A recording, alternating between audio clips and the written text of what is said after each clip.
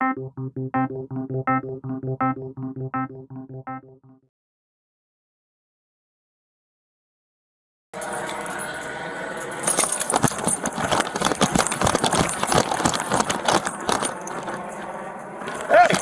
put your hands up!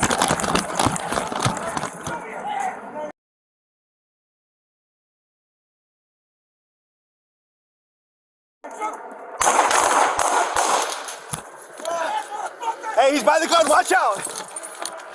He's... All right, keep it. He's got his gun to his head, just step back over here, man. He's got his gun to his head. We got a gunpoint, we got him right here, laying down.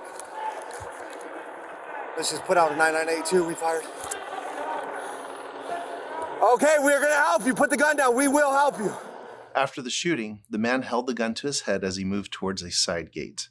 Here's the body-worn camera footage from the detective involved in the shooting. His body-worn camera was not activated until after the shooting, but captures the man moving with the gun to his head.